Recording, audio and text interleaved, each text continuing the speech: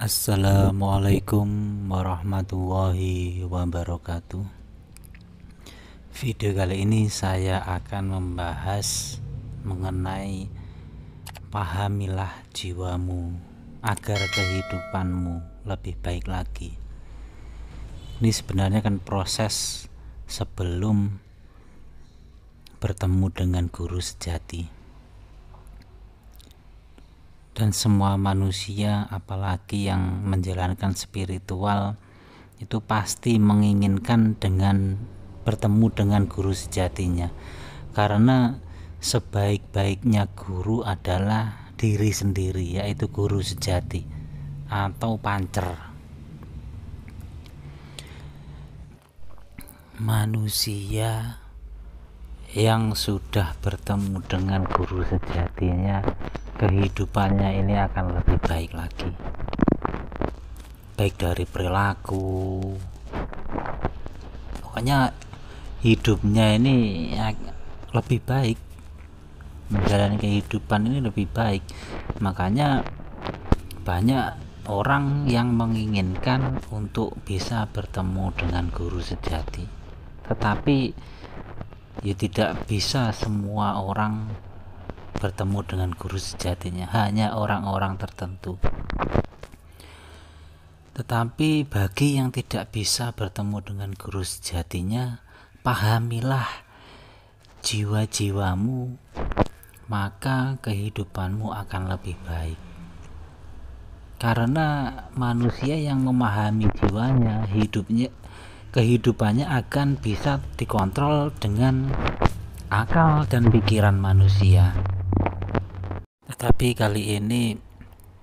video kali ini saya akan cenderung membahas dua jiwa yang lebih dekat dengan kehidupan manusia.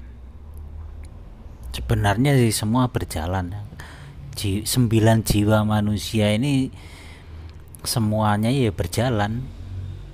Karena kalau salah satu tidak berjalan, ya seperti orang gila. Makanya kan ada rumah sakit jiwa, itu kan salah satu jiwanya kan tidak berjalan, makanya ya tidak, ya seperti ya gila. Ini sebenarnya kan proses sebelum bertemu dengan guru sejatinya. Ini kan harus memahami dulu, memahami unsur terciptanya manusia. Manusia ini kan terciptanya manusia ini kan ada 4 unsur: api, udara, air, dan tanah. Sedangkan yang cenderung lebih dekat dengan kehidupan manusia sehari-hari ini kan dan jiwa amarah dan lawamah. Sebenarnya kan 4 unsur terciptanya manusia itu semua kan memiliki 9 jiwa. Misalnya kayak unsur api ini juga memiliki 9 jiwa. Tetapi yang dekat dengan kehidupan manusia yang paling dasar jiwanya itu ya jiwa amarah dan lawamah. Kalau manusia sudah memahami, paling enggak kalau memang tidak bisa bertemu dengan guru sejatinya, memahami jiwanya. Kalau sudah memahami, maka akan bisa mengontrol pikiran dan nafsu manusia. Contohnya seperti ini.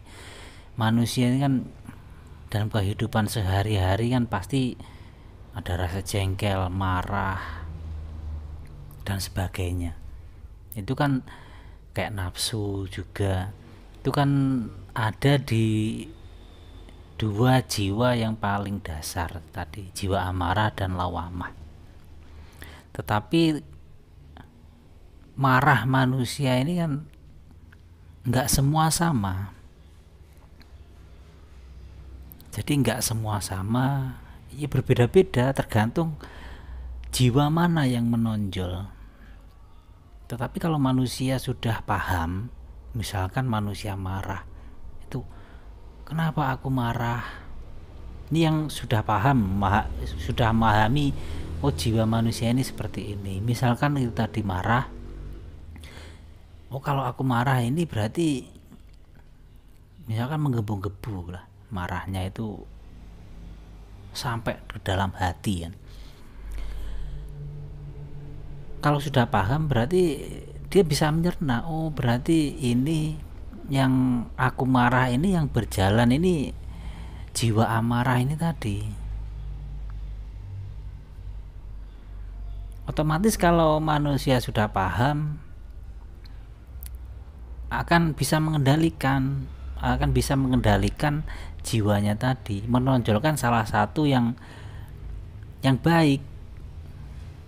Kayak itu tadi, marah. Ketika marah, oh ini yang berjalan ini, yang paling menonjol jiwaku ini jiwa amarah yang unsur api. Berarti harus diredam. Bagaimana cara meredamnya? Yaitu tadi, kalau sudah paham dengan 9 jiwa itu tadi. Ini yang jiwa amarah. Marah ini kan ya cenderung orang marah ini yang sebenarnya jiwa amarah ini kan bukan emosi, bukan, tetapi ketika nafsu manusia marah ini kan yang menonjol kan jiwa amarahnya tadi. Kalau jiwa lawamah misalkan merancang sesuatu untuk ya bisa menimbulkan orang marah atau apa dan sebagainya, ini kan jiwa lawamahnya. Yang ketiga lebih baik lagi, lebih halus lagi, lebih baik lagi jiwanya itu tadi. Makanya kalau sudah paham dengan jiwa yang ada di dalam diri manusia ini tadi, ketika manusia marah maka secara pikiran ingat, oh ternyata waktu marah ini jiwa ini yang menonjol. Bagaimana aku bisa menonjolkan jiwa yang lainnya? Makanya ini sangat penting untuk kehidupan sehari-hari, bisa memahami 9 jiwa manusia itu tadi. Sudah paham, otomatis kan akan bisa terkontrol kehidupan manusia itu tadi, bisa menonjolkan salah satu jiwa yang baik. Makanya manusia yang bisa memahami jiwa-jiwanya, kehidupannya akan lebih baik lagi, meskipun tidak bisa bertemu dengan guru sejatinya. Tetapi kalau sudah bisa bertemu dengan guru sejatinya, semua akan terkendali. Meskipun